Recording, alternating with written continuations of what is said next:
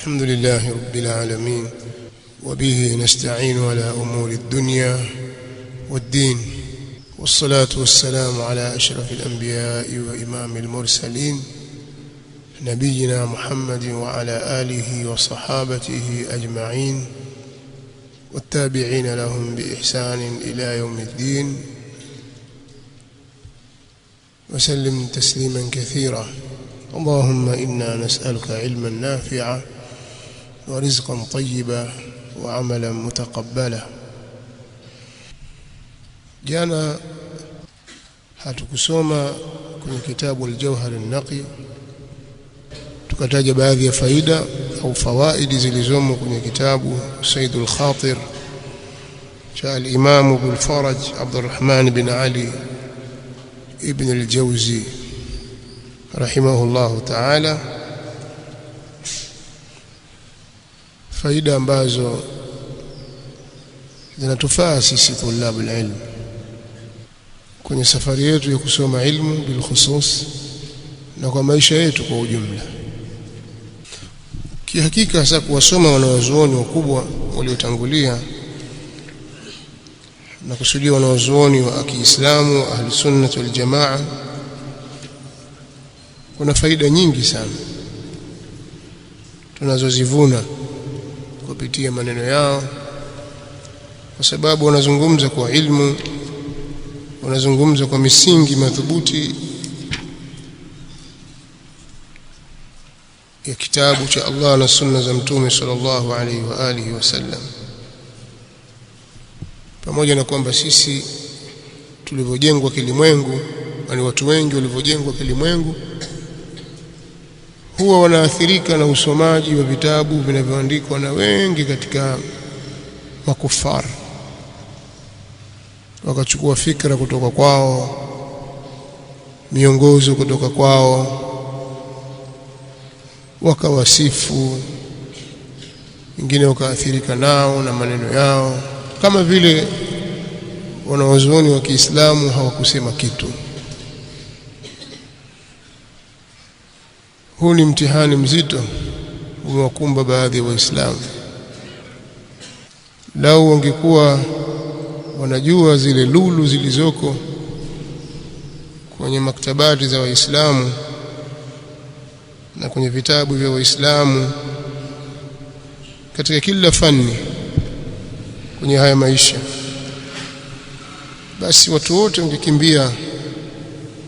wangekimbilia kwenye maktabati za Kiislamu wakasoma ili wajifunze huko. Lakini hali iko namna hiyo, na hii inatokana na ujinga wa watu wengi waliojaribiwa nao na Allah aliyowaonja kwa mtihani huo kwa katika ujinga, na wao wenyewe wakaridhika katika hali hiyo. Lakini pia wakajiona wao ni werevu, kwa sababu kuna mambo kadha wa kadha wanayojua, basi wakatosheka nayo. Mtu akikaa kila akizungumza dalili yake na hoja yake, amesema Marx, amesema nani sijui, basi maneno ni hayo. Na wengine wengi tu, na watu kufanya bidii ya kusoma vitabu makubwa yaliyoandikwa na waandishi wa kikufar, yale yaliyoandikwa na ahli sunnah wal jamaa, maulama wa Kiislamu, mtu hana kitu. Kwa hiyo labda tukiyasoma maneno ya wanazuoni kama hivi, yatawazindusha baadhi ya watu wakarudi katika usawa na katika njia yao. Kwa nada kumbe kwa ahli sunna au kwa Waislamu pia kuna maneno namna hii ya kutuongoza. Yapo tena mengi tu, haya tunayataja ni machache katika ambayo tuliyazungumzia jana, na nitapenda kuyarudia kwa faida. Wakati tukimsoma Ibn al-Jawzi, aliwatazama baadhi ya watu na tabia zao, ambao watu wenyewe ndio sisi, na hizi tabia ziko kwetu. Akasema, mimi nimeiona nafsi ilivyo, huwa ina tabia ya kutazama starehe za watu wenye mali, waliopewa dunia.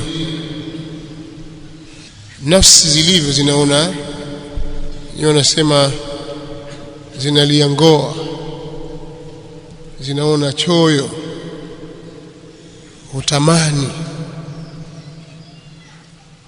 vya watu fulani, ana kitu fulani, mashaallah, anastarehe, kapata hiki kapata kile. Nafsi kawaida iko namna hiyo. Kimwona mtu kapita na gari zuri, au basi ndio amefanikiwa katika maisha. Mtu ana nyumba nzuri, mtu amepata cheo kizuri, ana miradi mbalimbali, mtu kaona mradi huu mradi ule, basi washafanikiwa bwana. Basi nafsi nayo huwa inatamani na kuwaonea wivu wale walionavyo na kuwaona kwamba wamefanikiwa kwa kutazama zile starehe za kilimwengu zilivyo. Lakini nafsi inasahau kaifa husilat, vipi mali na zile starehe zimepatikana. Haitaki kutazama upande huo. Kadhalika wala haitaki kutazama mitihani na misukosuko inaowakumba wenye starehe hizo, ima katika kupata starehe hizo na kupata mali hizo, namna walivyozichuma na namna wanavyozitumia, mitihani wanakabiliana nayo. Kuna watu hawalali shekhe kwa sababu kwa mali walizopewa, wanakwenda mbio kuhakikisha mali zao hazitawapotea. Na wengine vyumbani mwao hulala na maskrini pale, atazama dukani kuna nani kaingia pale, yeye kwa chumbani, atasema ndio mlinzi. Kwa chumbani kwake kaji skrini kubwa pale, atazama wafanyakazi wameingia wapi, mara kazinduka, wewe toka hapo. Yuko chumbani hapo, aogopa kuibiwa. Mbona hapo mmesimama? Yuko kitandani kwake hapo, lakini anafuatilia au kwenye simu. Siku hizi kwenye simu sasa taangalia hapa, imekuaje hapa, naibiwa hapa hivi. Ukiangalia zile tabu na dhiki unazozipata, wale watu waliopewa, laiti ungejua usingetamani. Lakini wewe watazama upande mmoja. Waswahili wana maneno kwamba watazama kwa jicho la fundi saa. Lakini fundi saa anafumba jicho moja afu anatazama kwa jicho moja pale ili aone vizuri.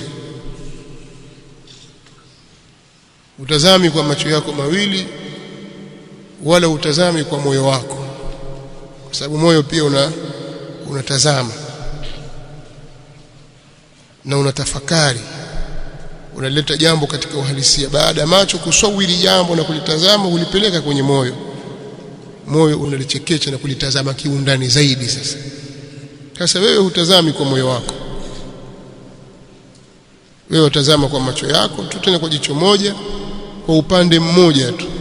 Sasa kuna watu wanasema wako namna hiyo. Ndio maana anasema, na ubainifu wa hili, annaka in ra'aita sahiba imaratin wa sultanatin fata'ammadta ni'matahu wajadtaha mashubatan bidhulm. Ubainifu wa hili ni kwamba wewe utakapomtazama, ikiwa kama wewe utamtazama mtu aliyepewa uongozi, akapewa na mamlaka, lakini ukizingatia ile neema alionayo ya huo uongozi na hayo mamlaka, ukizingatia kwa ndani kabisa, utaona kwamba neema hiyo imechanganywa na dhulma ndani yake. Wewe hutaki kuitazama dhulma ile, wewe utazama uongozi tu. Haya, akaeleza katika jambo hili, lakini akawaelezea wafanya biashara. Nitakuwa nataja sehemu za vipande ili maneno yasirefuke sana, kwa sababu maneno ni marefu na mambo ni mengi.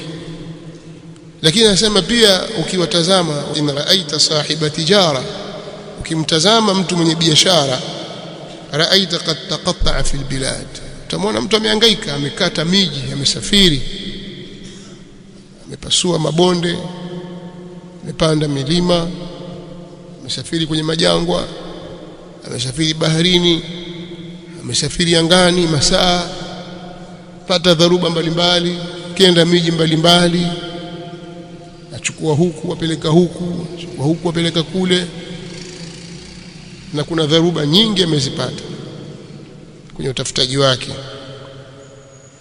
Hakuweza kukipata alichokipata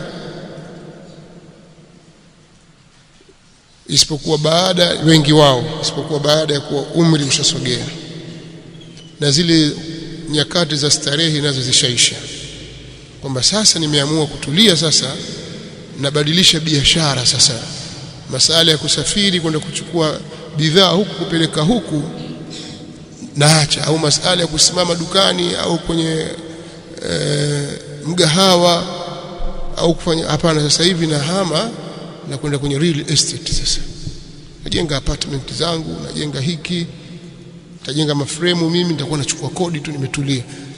Hapo atakuwa tayari ule umri wa ladha na ushamtupa, umri wa starehe,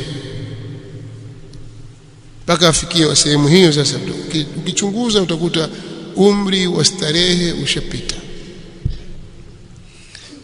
tena kama hana maradhi. Lakini wengi hata ule umri wa starehe sasa anaingia akiwa na maradhi mazito, afana Allah wa iyyakum, kwa sababu ya stress, humum zile anazozibeba katika kutafuta dunia na ile mifumo ya kimaisha anakwenda nayo. Utakuta wengi sasa hata ule umri sasa wa kustarehe au wa kuenjoy maisha yake, sasa utamkuta ndio umri anaanza kutumia dawa, afana Allah wa iyyakum, kwa zile mbio anakwenda nazo, mbio tu, mawazo, hapati usingizi wa kutosha. Na hili ni balaa, hapati muda wa kumdhukuru Allah subhanahu wa ta'ala. Katika sababu kubwa zenye kuleta maradhi ni kuacha kumdhukuru Allah subhanahu. Hapati ule utaratibu unaotakiwa wa ladha ya maisha katika moyo wake aliotufundisha Mtume sallallahu alayhi wa alihi wasallam, katika kula, katika kuzungumza, katika kila kitu, mpaka kija kizinduka ile wakati wa starehe umeisha, anaingia kwenye kipindi cha kujiuguza na uzee. Anasema ukiwatazama watu wa biashara wengi wako namna hiyo. Anasimulia, anasema, na hilo limepokewa kwamba kuna mtu mmoja katika watoto wa wafalme au watoto wa viongozi, Ibn al-Jawzi anasema, kama hukia anna rajulan min auladi ruasa kana hala shabibatihi faqiran. Inaelezewa, imepokewa kwamba mmoja katika watoto wa viongozi katika hali ya ujana wake alikuwa fakiri, maskini, hana kitu. Alipozeeka akafikia umri wa miaka 70 na kuendelea, falamma kabira istaghna, akaanza kupata utajiri, akamiliki mali nyingi, akanunua watumwa wa Kituruki na masuria wa kizungu.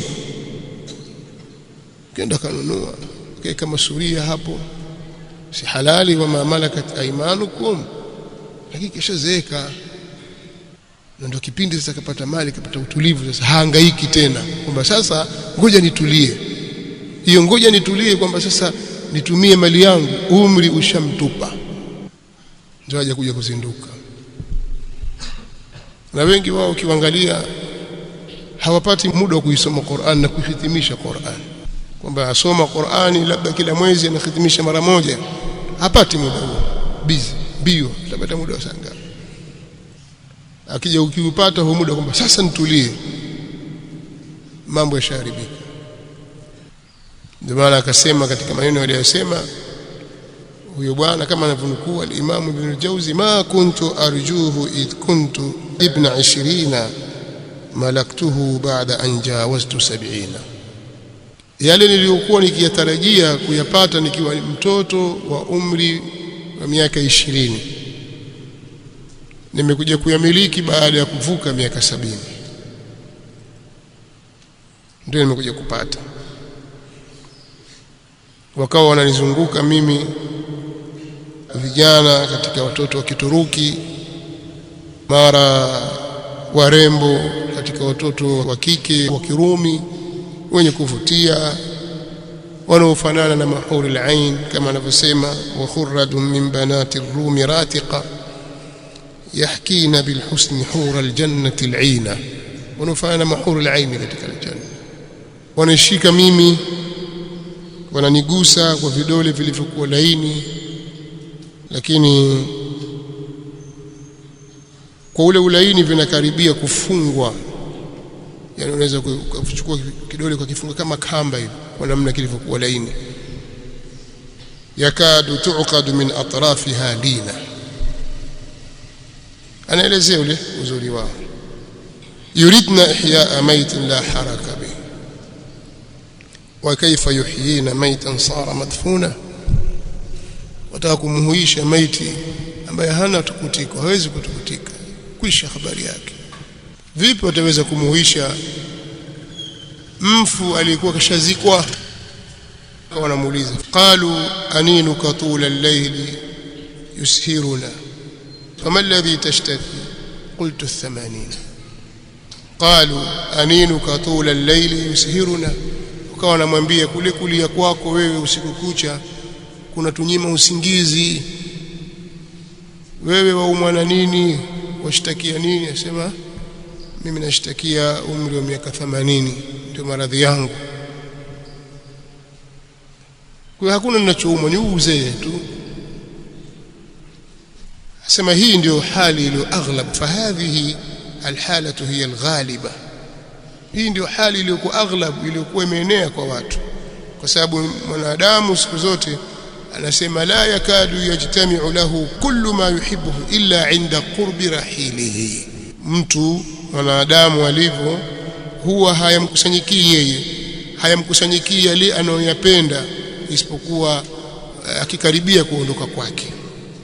Illa 'inda qurbi rahili, isipokuwa wakati wa kukaribia kuondoka, safari yake imekaribia, Allah amletea hiki, amletea hiki, watoto, mali, amkusanyia. Aghlabu iko namna hiyo.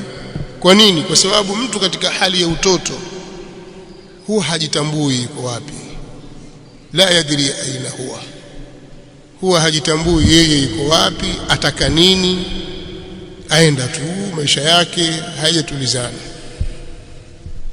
Anaweza kufanya vitu vya ajabu kwa sababu ya utoto. Hata wewe pia ukijitafakari, kuna mambo umeyafanya kwenye utoto ya ajabu. Sasa ilikuwa nafanya nini pale? Ilikuwa ndio nini? Lakini ule utoto. Sasa hivi hata ukiambiwa upewe pesa hawezi fanya. Kwa nini? Kwa sababu tayari akili yako imekamilika. Kwa ile jununu asiba, wazimu wa utoto, na jununu shabab unamfanya mtu kuikoresi, hajui anachokitaka. Kwa pale hana starehe. Na ndio maana mpe mtu mzima gari mwenye masuhulia na majukumu, na mpe kijana mdogo gari tofauti, namna wanavyoendesha magari, vurugu tu. Mpe pikipiki hivyo hivyo, mpe basikeli, kila kitu kwa kieni vurugu, kwa sababu akili yake haijatulizana. Kwa hiyo hawezi kufanya tadbiri ya mambo na kuyapeleka mambo vizuri. Ndio maana akasema fasabwatu mani'atun min fahmi at-tadbiri fil iltidhaz.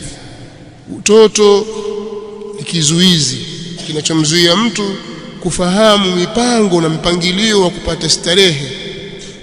Ule utoto wake, ule umri wewe usiuhisabu kwenye maisha ya dunia, unakwenda bure. Lakini muwaffaq ni yule ambaye Allah subhanahu wa ta'ala amemjalia, akampata mtu akamuongoza, akaongoka katika kujenga mustakbali wake katika utoto.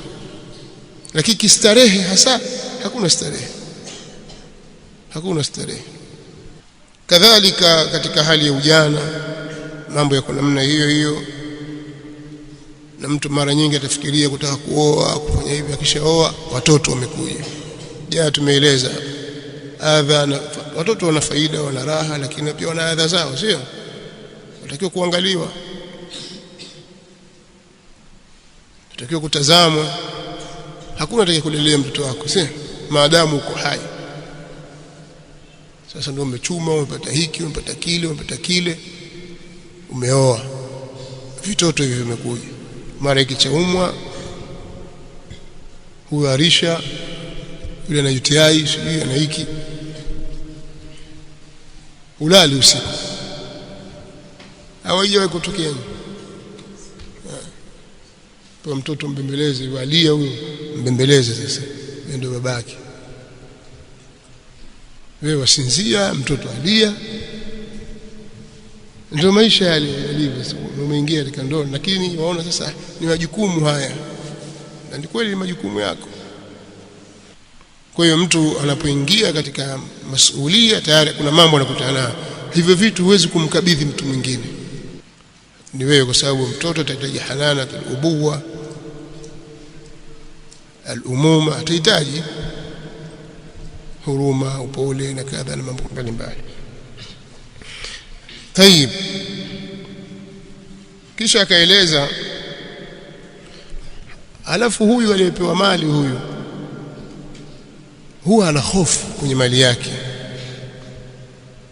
Huyo usifanye biashara, Allah ameshakupa, unamtaji, unatakiwa uukuze, ushaweka malengo yako, nitatoka hapa, nitakwenda pale, nitakwenda hapa, mpaka ikifika muda fulani nitakuwa nimepata kitu fulani, nitafanya hiki. Na kile unavyozidi waona bado.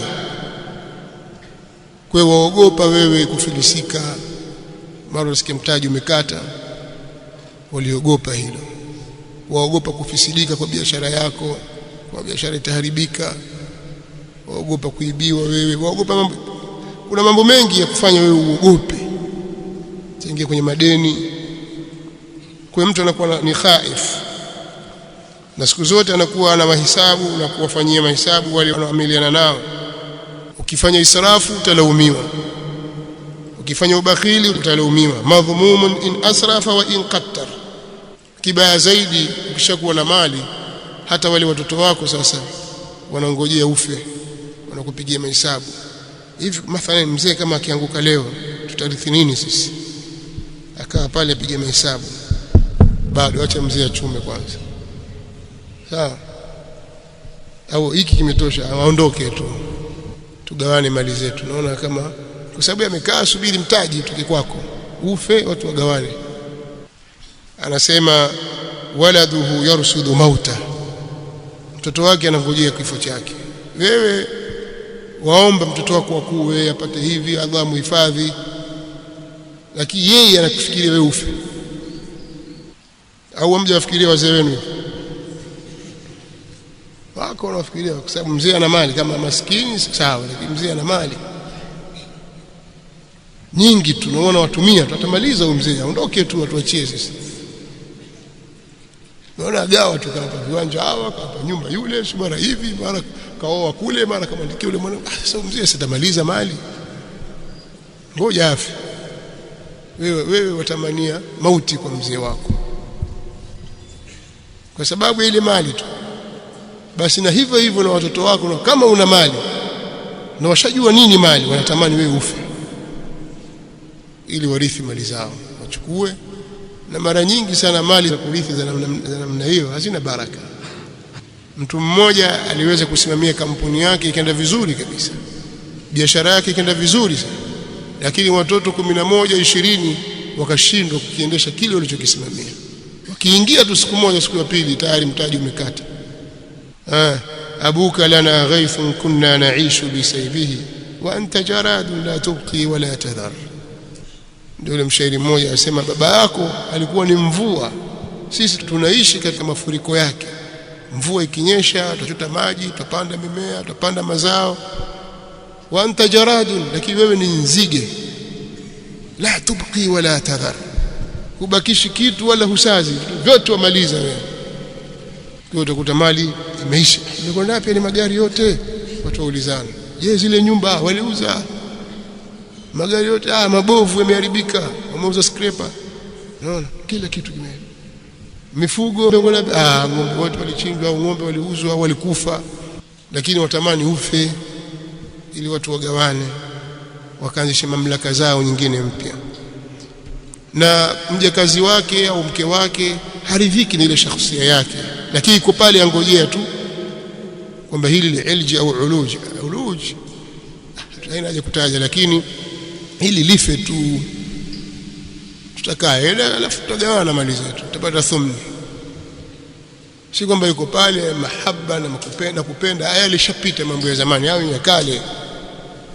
Sasa hivi watu wanasubiriana ili warithi. Kwa yasema fa iyyaka an tandhura ila surati na'imihim, tahadhari kutazama sura na picha ile ya dhahiri ya neema zao, kwa sababu wewe unaiona nzuri kwa sababu ya kuwa uko mbali nayo tu. Fa innaka tastatibuhu li bu'dihi anka, hujui yaliyomo ndani, zile hali zao watu wanazoishi.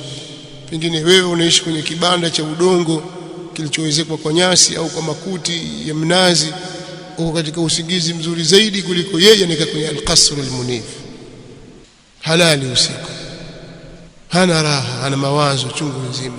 Pengine wewe unakula kisra min al-khubz, kipande cha mkate kikavu, hakuna idamu, hakuna kitoweo, hakuna mchuzi, ukao uko katika hali ya furaha kuliko yeye anakula marosti na vitu vingine. Ala kwa masharti, akila tu hivi mara utaanza kuchimua hapo kama fuso, press sukari iko juu, pressure imepanda nini. Sasa wewe utatamani vipi neema ya hii? Ni mitihani Allah wapa. Kwa nini wewe utamani wivu yule, hujui kinachomsibu kule ndani, na wewe upewe kama alivyopewa wewe? Tukupe pesa, tukupe hivi, lakini ukose hiki vitajwa vile anavyovikosa yeye na yale yanomsibu katika maafa, utakubali? Khudh ma lahu wa ma alayhi, kubali kuchukua alivyonavyo yeye na vile vilivyo dhidi yake pia vichukue. Kama wana wivu, usitaki khairi tu au mambo mazuri tu. Sasa nafsi huwa zinatazama mambo namna hiyo, lakini wasallallahu min fadlihi, watu takiwa muombe Allah subhanahu wa ta'ala katika fadhila zake. Allah subhanahu wa ta'ala amelitaja hili jambo katika suratul Qasas wakati alikimzungumzia Qarun kwamba inna Qaruna kana min qaumi Musa fabagha alayhim. Qarun alikuwa ni katika watu wa Musa, yani katika familia ya Musa na jamaa zake katika bani Israila, akawafanyia dhulma, akawafanyia jeuri wale wenzake. Wa atainahu min alkunuz ma inna mafatihahu latanu bil usbati ulil quwwa, na tulimpa sisi katika hazina za mali kiasi ambacho funguo zake, funguo za hizo hazina alizonazo za mali alizopewa, ile hazina alionayo, funguo zake zinawatopea kikundi cha watu wenye nguvu. Bebeni zifunguo za kufungua magodauni ya almasi na dhahabu, basi kama ni watu 20-30 wanabeba kwa tabu funguo. Wewe magodauni yako mangapi? Sio maharage na mahindi ya kunuz. Wa inna mafatihahu latanu bil usbati ulil quwwa. Lakini jamaa zake Allah subhanahu wa ta'ala anasema kwamba jamaa zake walimnasihi, idh qala lahu qaumuhu la tafrah, wakati kumbuka wakati jamaa zake walipomwambia usitakabbar, usifanye kiburi, usifurahi, yani furaha ya kiburi. inna Allaha la yuhibbu al-farihin wabtaghi fima ataka Allahu ad-dar al-akhirah ولا تنس نصيبك من الدنيا وأحسن كما أحسن الله إليك ولا تبغي الفساد في الأرض إن الله لا يحب المفسدين. زودت النصيحة. قال إنما أوتيته على علم عندي, akasema haya yote mali zote hizi nimepewa kwa ile elimu nilionayo, mimi mtaalam. Unafikiri unapewa watu tu? awalam ya'lam anna Allah qad ahlaka min qablihi min alqurun man huwa ashaddu minhu quwwatan wa aktharu jamaa. Kwani hajui huyu Qaruni kwamba Allah alikwisha waangamiza waliokuwa kabla yake katika watu wa karne zilizopita, waliokuwa wana nguvu zaidi kuliko yeye na waliokusanya mali nyingi kuliko yeye? Hapa aya inaonyesha kwamba kuna watu walimtangulia Qarun walikuwa wana mali nyingi zaidi kuliko yeye. Hakutaja Allah ni kina nani, lakini huyu alipewa katika mali ma inna mafatihahu latanuu bil'usbati ulil quwwa, kiasi ambacho funguo zake zinawaelemea, funguo za kwenda kufungua hazina za mali zake zinawaelemea watu, kikundi cha watu wenye nguvu. Lakini kuna watu hivi ajui kwamba kuna watu waliomtangulia waliokuwa na nguvu zaidi kuliko yeye na waliokusanya mali nyingi kuliko yeye, kwani hajui Qarun? Wala yusalu an dhunubihim almujrimun. Sasa mahali shahidi inakuja hapa, fa kharaja ala qaumihi fi zinati, alitoka kwa jamaa zake akiwa katika lile pambo lake na fakhari yake, kavaa vizuri yeye na watu wake, hawashi wake wale wapambe na watu wake, kundi la watu wake na vipando vyao, wanyama wazuri, mafarasi, almawkibul ha'il, msafara wa ajabu kabisa uliosheheni kila aina ya fakhari. Akatoka kwa jamaa zake fi zinati. Sasa qala alladhina yuriduna alhayata ad-dunya ya layta lana mithla ma utiya Qarun innahu ladhu hadhin adhim.